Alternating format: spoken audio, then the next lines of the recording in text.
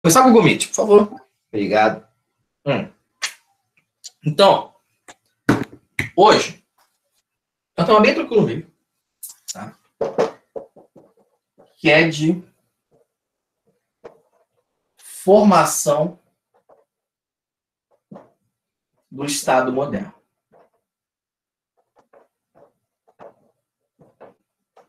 O que é isso? Quando a gente fala de formação do Estado moderno, a gente está falando de um processo na Europa. Na Europa ocidental, na Europa mais perto da gente, que envolveu principalmente a ideia de centralização.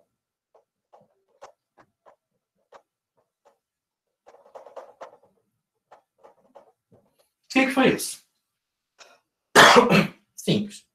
Numa aula passada, acho que foi lá sobre feudalismo, eu até botei um desenho no quadro, rabisquei ele todo, fiz vários traços, bagunça só, para explicar que, por exemplo, se nesse território aqui tinha uma lei sobre alguma coisa, aqui tinha outro. Né? Imagina que isso aqui era um país, que na verdade tinham vários reinos dentro. Isso aqui é um território descentralizado. Então, quando a gente fala de centralização, quer dizer que essa bagunça aqui virou uma coisa só. Virou tudo uma coisa só. Ficou uma coisa centralizada. Então, a gente fala de centralização em vários aspectos. O primeiro, unificação, você pode botar como unificação principalmente pela questão territorial. Mas você pode chamar de unificação territorial. Porque você vai ter uma centralização territorial, vai ter uma unificação no território. O território, que era vários reinos diferentes, uma bagunça, vira uma coisa só. Tá? Então pode sim, João, pode sim. Territorial de cara, né? Mas você também vai ter política. Por quê? O rei agora vira uma coisa importante. Parabéns, rei. Durante a Idade Média, você tinha rei? Você tinha rei. O rei era relevante? Não. O rei não era alguém realmente relevante para as coisas, tá? Isso até varia um pouquinho. Na Inglaterra, ele era um pouquinho mais do que na França. Da Espanha. No Sacro Império Romano Germânico, você tinha até um imperador que era fortinho, etc. Mas, em geral, o rei não era alguém relevante. O rei era apenas mais um nobre, entre os outros. Tá? Aqui não. Aqui o rei centraliza o poder em si. Quando você começa a falar de centralização política, quer dizer que o rei agora sim é relevante. Agora sim o rei pode mandar ou não mandar. Se o rei mandou, tem que fazer. Se o rei não mandou, não pode fazer. Agora sim. Bom? Vai envolver também administrativo.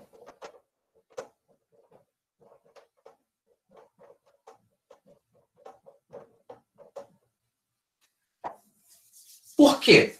Porque se agora você tem um território só, agora você tem uma pessoa só mandando, então essa pessoa vai querer botar ordem na casa, né?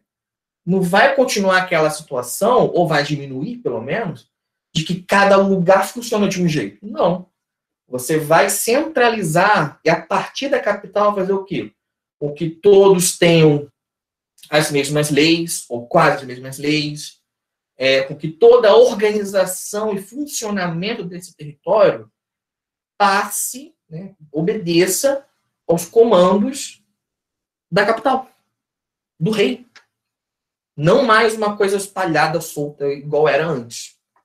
Então, você tem uma centralização administrativa, que vai envolver também leis, vai envolver uma questão legislativa. Né?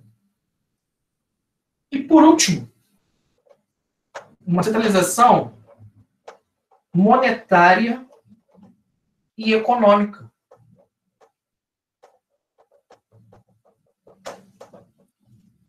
quando tinha aquela bagunça anterior, uma coisa comum era que a economia de cada território era diferente da outra. E mais ainda, cada território tinha um dinheiro diferente do outro. Ou seja, cada território tinha a sua moeda, tinha seu dinheiro específico. Quando você unifica todo esse território, você vai unificar também qual é o dinheiro que vai circular internamente aqui dentro. Seria análogo a dizer que antes cada estado do Brasil tinha um dinheiro diferente. Teoricamente falando, isso nunca existiu. Aí, em dado momento, unificou tudo e falou, não, agora só vai rodar uma moeda no Brasil todo, que vai ser o real. Tá? Exatamente isso. Monetário, tô falando de moeda. Exatamente isso, exatamente. Então, você centraliza qual é a moeda que vai circular, qual é o dinheiro que vai circular dentro desse território.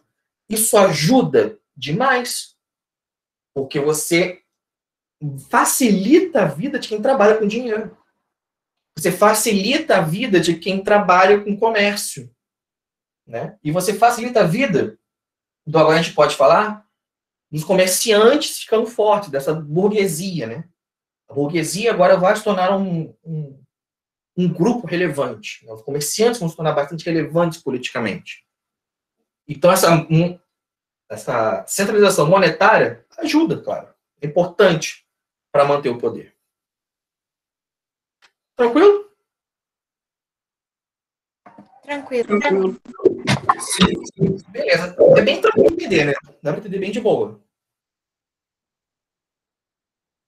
Sim, sim. Obrigado, professor. Show. Beleza. Isso tudo aqui... Nossa, a garganta hoje está maravilhosa. Estou falando bem em termos gerais, geral, e bem por alto, sem pegar nenhum caso específico. Eu posso resumir mais ainda dizendo que, a partir desse processo todo, que começam a surgir os países europeus de hoje. A partir daqui que a Espanha, que surge uma Espanha, a partir daqui que surge Portugal, tá?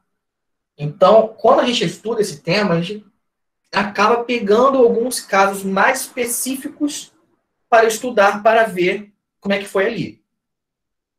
Hoje, então, eu vou falar especificamente de Portugal e Espanha. Como isso aqui tudo ocorreu em cada um para fazer surgir Portugal e fazer surgir Espanha. Ok? Na aula que vem, eu vou abordar Inglaterra e França. Tem mais guerra, mais divertido. Beleza daqui? Beleza. Posso seguir? Alguém quer que volte alguma parte? Pode seguir, pode seguir. Pode seguir. Então vamos lá.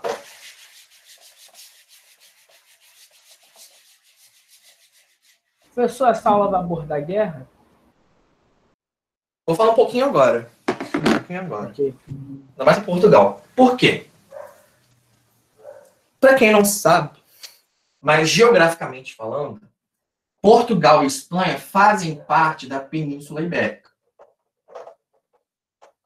É a área geográfica a qual eles pertencem. Beleza.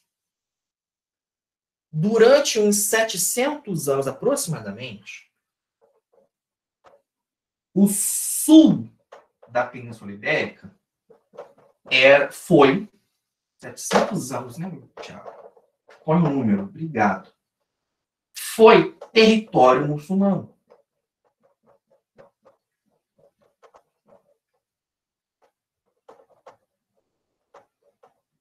Professor, então Portugal e Espanha fica na Península Ibérica? Exatamente. Tá?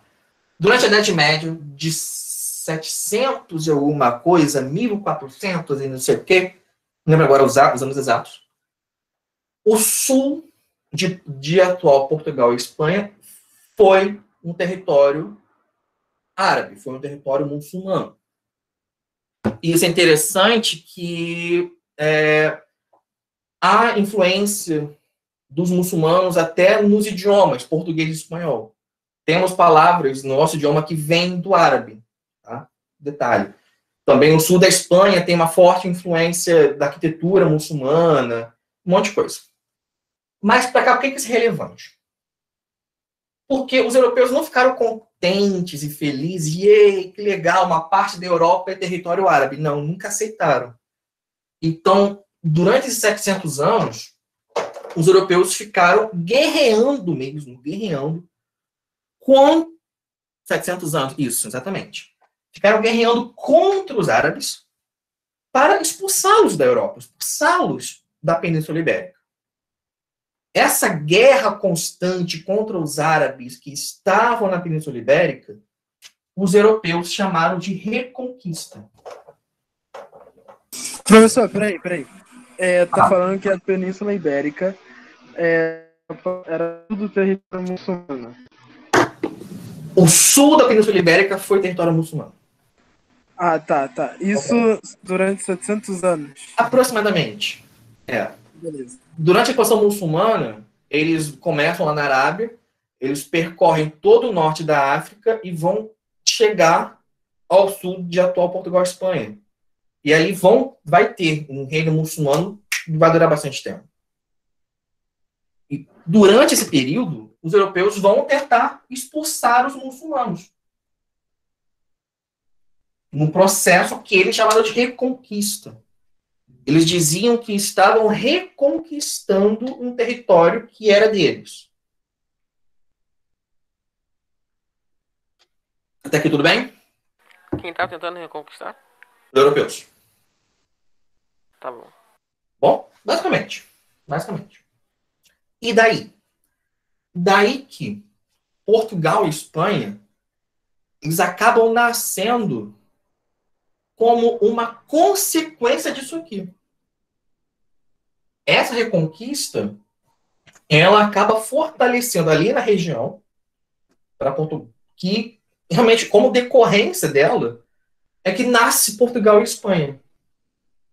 Portugal durante, inclusive, mas a Espanha, ela só surge como Espanha depois que os árabes são expulsos. Tranquilo até aqui? Uhum. De boa? Posso seguir? Sim, pode. Beleza. Aí, vamos lá. Eu vou começar abordando o caso de Portugal. Mas, antes de entrar em Portugal, eu vou colocar aqui do lado os nomes de 4 reinos que existiram no território da Espanha. Porque isso é importante para entender Portugal. No território da Espanha, existiam os reinos de Leão, Aragão, Navarra e Castela.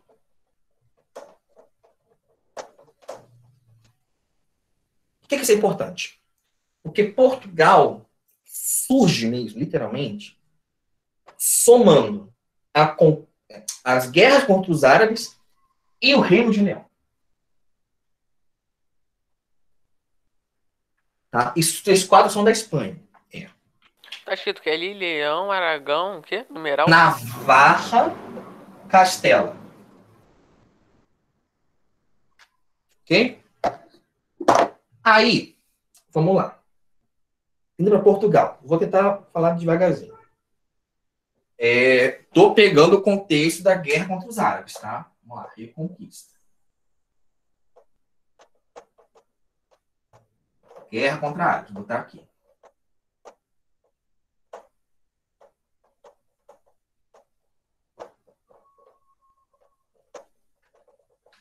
Pois bem.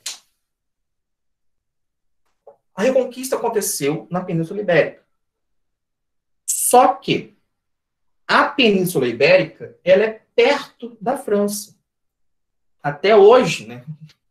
Tá aqui Espanha, tá aqui a França. Daí que durante o período da Idade Média, era comum que nobres franceses ajudassem esses reinos aqui na luta contra os árabes. Era muito comum, bastante comum. Daí que, no século XI, um nobre francês chamado, versão portuguesa do nome, Henrique de Borgonha,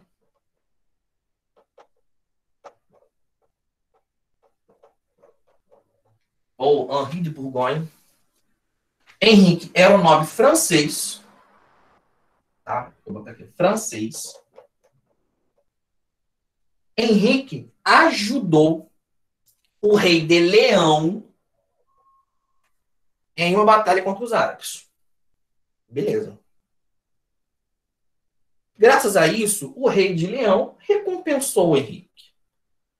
Henrique de Borgonha vira vassalo do rei de Leão. E o que ele ganha? Henrique de Borgonha ganha do rei de Leão um território chamado Condado Portugalense. Professor, Portugal. Oi. esse Henrique, ele era rei da França. Ele era um nobre francês. Tá, ele era um nobre francês e o condado portugalense, eu me perdi nessa parte. Era um território do Reino Espanhol de Leão. O rei de Leão, ele fornece como um feudo o condado portugalense a um nobre francês que o ajudou na guerra contra os muçulmanos. Entendeu, Rolo? É tipo, o nome desse feudo que ele deu pro Henrique de Borgonha era o condado portugalense. Exatamente isso. Exatamente isso. Então, assim, como é que começa Portugal? Começa num contexto de guerra contra os muçulmanos, quando um nobre da França ajuda o rei de um reino espanhol, e esse nobre ganha um território de Portugal, que era um condado do Reino de Leão. Foi? É tudo isso envolvido. Explica essa parte aí novamente, que eu não entendi muito bem, não. Portugal começa aqui. Portugal, originalmente, era um território do Reino de Leão.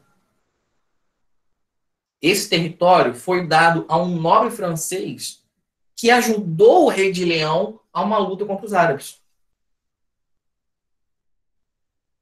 Aí você começa a falar de Calma aí, alguma coisa então que é Henrique Portugal. de Borgoa ajudou Leão numa batalha contra quem? Árabes. Contra quem? Árabes, muçulmanos. Ah tá, muçulmanos, tá. Aí foi aí que começou o condado de português. Portugalense, que foi dado como recompensa ao Henrique de Borgonha. Mas o que é um condado? Condado é um território. Ah tá, tá bom. Território, tá? Um território. Ah, Então, tá, Henrique foi de dado como Borgonha, recompensa pra Henrique. isso. Ah, Ele tá. vira conde de Portugal, só que ele era vassalo do rei de Leão. Ele não era autônomo, não era independente, não. Ele começa submetido a um reino espanhol. Mas o cara do rei lá da Espanha, né? Um reino espanhol, ele deu um território que era de Portugal para ele. Ele deu Portugal para ele. Mas como se ele não é rei de Portugal? Porque não tem Portugal ainda. Mas não tinha nada onde era Portugal? Não existia nada? Condado. O território que veio a ser Portugal, Ele deu uma originalmente, parte era do Reino de Leão. Ele deu uma não era parte de Portugal. Portugal pra ele, né? Não deu uma parte de Portugal, deu Portugal para ele. Deu Agora. Portugal todo? É, gente, não tem Portugal antes. Começa a ter Portugal depois desse rolê aqui. Ah, Entendeu? Aqui, ó, Portugal é isso aqui. Isso é Portugal. Condado portugalense. Portugal começa como um feudo que um rei espanhol dá para um nobre francês. Começa Portugal.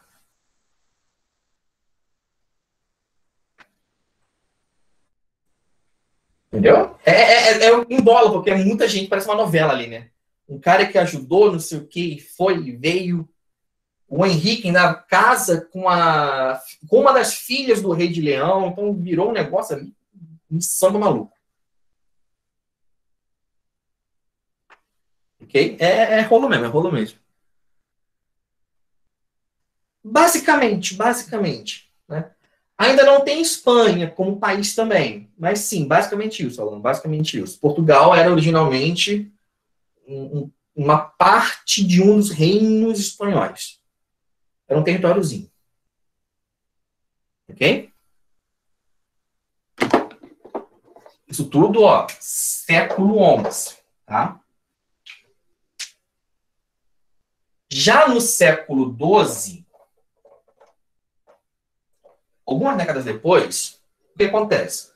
Como o condado portugalense ele continuava sendo parte do Reino de Leão, ele não tinha autonomia alguma. Alguma. Mas os descendentes do Henrique de Borgonha, que continuou lá governando esse condado, esse lugar começou a ter muitos movimentos que pediam uma maior autonomia. Então, alguns anos depois, esse condado consegue autonomia. Ele se torna independente de Leão? Não, não se torna independente de Leão. Mas ele passa a poder se governar com alguma autonomia, sem realmente se separar do reino espanhol.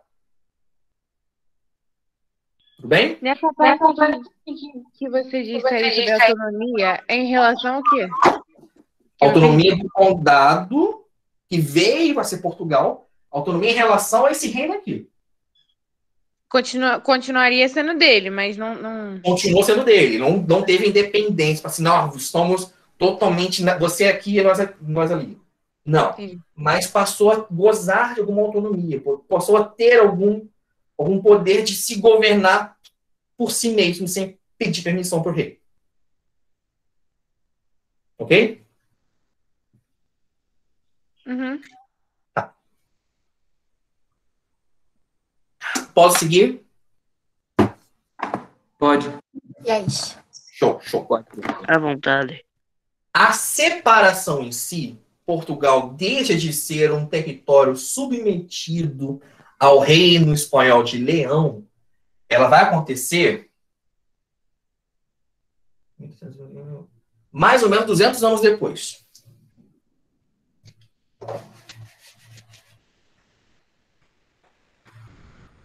Ela vai acontecer entre 1383 até 85.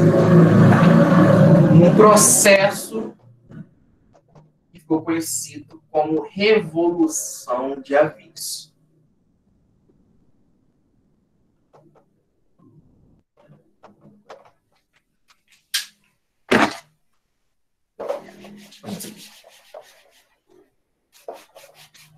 O que foi isso?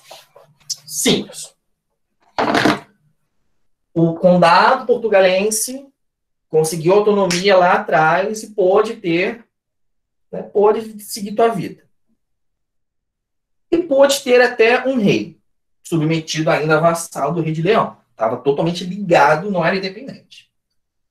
Em 83, o rei de Portugal morre. Morreu, cara. Morreu sem herdeiro. Então, vamos ter novamente aquela coisa mágica. O rei morreu, quem pega o trono agora? O que vai acontecer com esse território?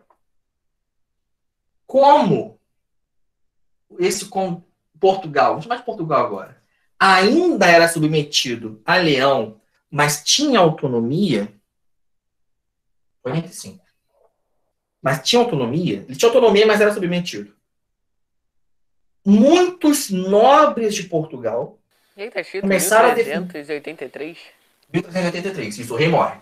Quando o rei morre, muitos nobres de Portugal começaram a defender o quê? Separação da Espanha? Não, ao contrário. Volta a se submeter totalmente. Esquece aquela autonomia. A nobreza, ou boa parte dela, começou a defender que voltassem a ser submetidos a Leão. Porque mas estava tem sendo autônomo. porque, tipo, como ele morreu e era dele antes, então... Mas quem vai. Mas assim, Não, tipo, era de morreu o Leão, Henrique, continuação né? de Leão, Henrique mas Borgoa. com autonomia. Aqui é como se você perdesse a autonomia. Aqui eles queriam que tirasse a autonomia. Não, calma aí, mas o O- Henrique de... Quem morreu foi o Henrique de Borgoa lá? Não, isso aqui já foi um descendente muito tardio dele. Ah, tá. Francisco, eu acho. Não lembro agora o nome do cara. Acho que era Francisco. Era uma coisa assim, não lembro o nome agora do cara que morreu. O Tati já morreu sem herdeiros. E os nobres de Portugal começaram a defender que esquecesse a autonomia e eles voltassem a ser subordinados totalmente ao Reino de Leão. Quem não gostou disso foram os comerciantes burgueses, os mercadores. E já podemos falar de uma burguesia portuguesa. Os burgueses de Portugal defenderam o contrário. Defenderam, eles sim, uma total autonomia e independência em relação ao Reino de Leão. Exatamente isso. Eles queriam ser anexados de volta. Tá? Durante 2 anos, então, de 83 até 85, você teve uma guerra civil em Portugal, interna, entre uma facção que desejava voltarem a ser do Reino de Leão e outra que queria total independência. Essa aqui acaba vencendo. Ela acaba vencendo. A vitória dessa aqui fez com que um cara chamado João, ou Dom João, se preferir.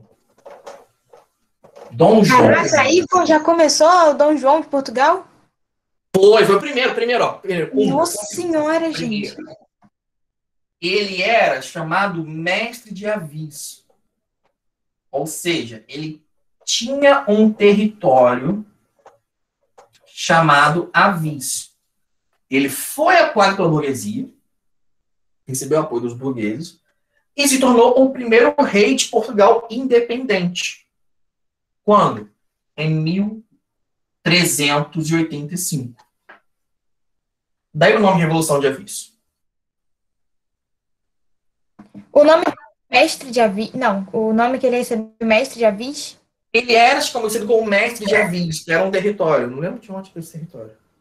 O que foi do bagulho do João aí? Depois que a burguesia vence, o João, que era um cara importante, ele comandava um território chamado Avis, ele recebeu apoio para se tornar o primeiro rei de Portugal independente. Entendi. Eu só não entendi de onde veio essa revolução aí, nobreza e burguesia. O rei morreu, não tinha herdeiro. O que acontece agora? A gente volta a ser do Reino de Leão ou a gente segue a vida sozinho? Guerra civil. A gente não chegaram a um acordo, começaram a guerrear. Não é que tá, ele era de origem nobre, mas foi apoiado pela burguesia. Tá bom. Ok? Professor, Fala. Dom João ele foi o primeiro rei de Portugal depois da independência.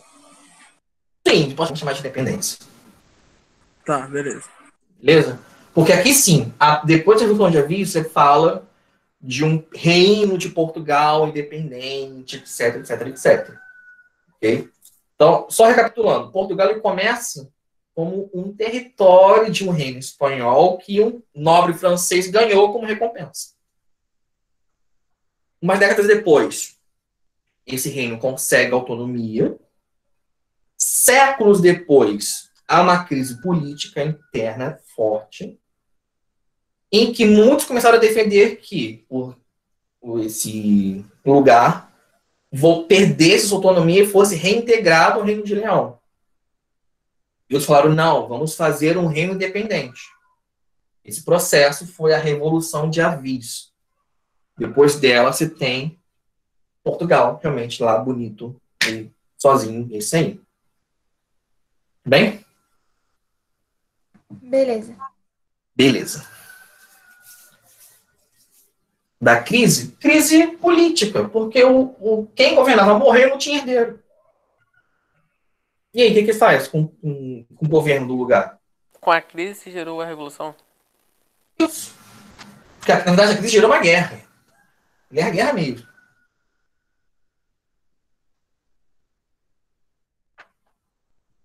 Ok?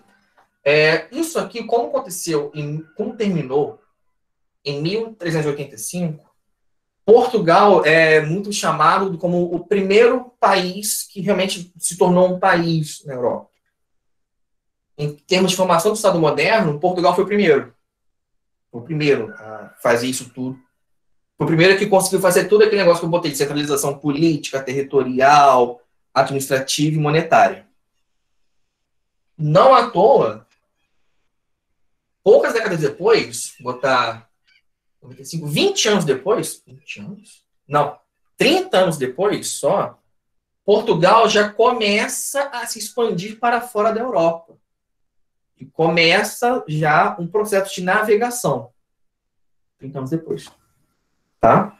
Justamente por isso, porque foi o primeiro a se centralizar e a conseguir ser fortinho sozinho, botando nesses termos. Beleza? Beleza. Tranquilo? Mais uma pergunta sobre Portugal? Posso seguir para a Espanha? Espanha é mais fácil. Pode seguir, professor. Professor, Portugal já foi o primeiro estado centralizado? Sim, exatamente. Tá bom. Vou para a Espanha, então. Espanha é mais fácil. Tá?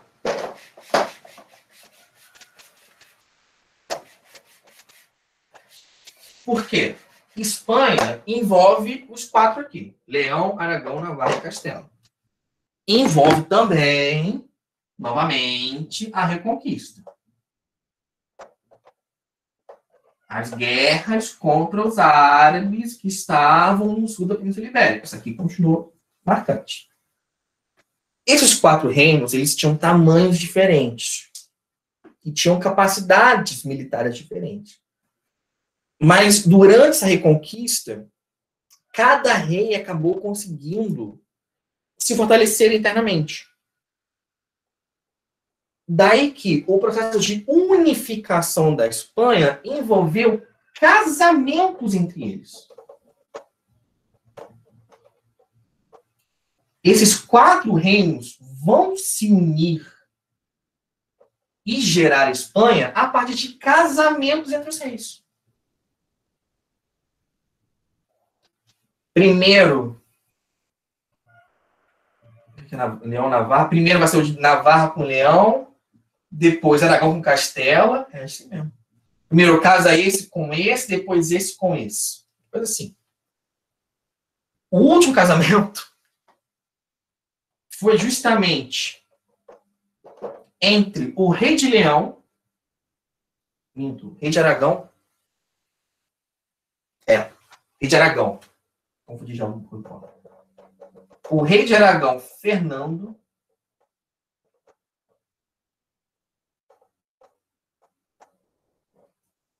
coraçãozinho, ele casou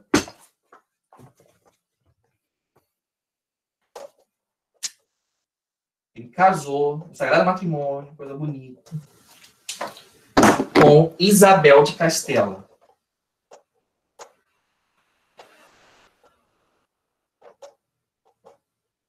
Professor, é importante anotar os carinhas que se casaram? Esses aqui sim. Por quê? O casamento deles, em 1469, finaliza a unificação. Após o casamento... Os 2 caras se casaram ali? Isso. Do nada assim? Não é do nada. Laços matrimoniais começaram a ser feitos ali para realmente unificarem os reinos. Eles casaram pra unificar os reinos. Isso. Essa Isabel aí de Castela era o quê? Princesa? Rainha? Rainha. Rei de Aragão, rainha de Castela. Quando se casaram, unir os dois reinos, nasceu Espanha. Tá? E isso rolou na Reconquista. Tá? Esse foi o quê? O último casamento? O casamento que fez surgir a Espanha. Os dois, então, Fernando e Isabel, são os primeiros reis espanhóis. É a partir do casamento deles que a gente começa a falar Espanha. Espanha como reino, Espanha como país. Sim, porque antes já tinha ocorrido uma junção de Leão com Navarra e de Aragão com Castela. Tudo foi um casamento ali. Casou, foi unindo. Filho final, Espanha.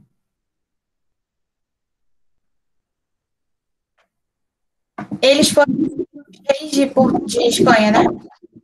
Eles foram os primeiros reis da Espanha. Tá? Tá tranquilo? Sim. Boa? Assim, umas coisas são legais a gente saber. Primeiro, a própria viagem de Cristóvão Colombo, indo parar nas Américas a mando da Espanha, foi uma forma de comemoração da unificação. A rainha Isabel, agora a Isabel da Espanha, a rainha Isabel da Espanha, quis comemorar a unificação mandando Colombo. Isso em 1492. Então a viagem dele foi uma forma de comemorar a unificação da Espanha. Assim, ela só não. Na verdade, ela pagou a viagem do cara para tipo, vai se dar alguma coisa. Se der alguma coisa, beleza. Né? Se der alguma coisa, tá show. Acabou dando. Porque a partir daí eles começam a colonizar a América.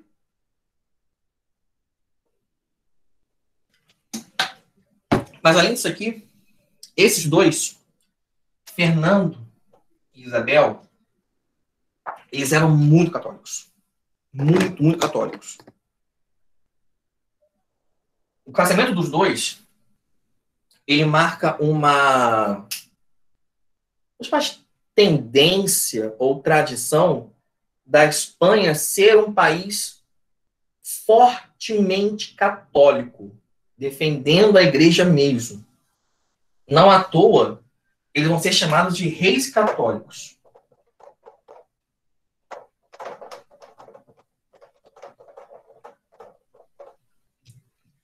Daí que a Inquisição espanhola se torna a mais forte durante os séculos que vêm. Exatamente. Por que a Inquisição espanhola foi a mais forte? Porque a Espanha surge a partir de dois reis muito católicos. E a Espanha vai ser marcada por essa tendência de reis fortemente católicos. Quando a Inquisição vira moda, a Espanha vai ser a que mais vai investir nisso.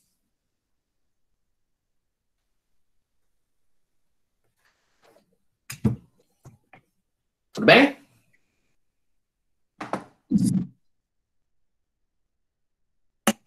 Tranquilo? Deu para entender? Tranquilo. Calma aí, mas eles são muito católicos e eles são muito católicos contra o quê? São muito católicos. Você é conhecido como rei católicos. Quando eu falar de Inquisição com mais calma, eu vou ter que mencionar a Espanha. Porque a Espanha ela vai já surgir com essa marca de reino, país ultracatólico. Isso vai fazer o quê? Com que a Inquisição espanhola seja muito forte.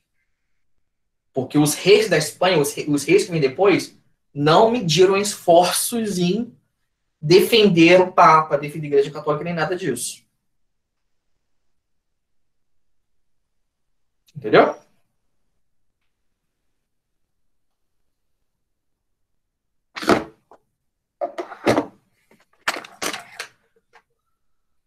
Pode colocar que foi a mais forte, sim. Pode colocar sem sombra de dúvidas.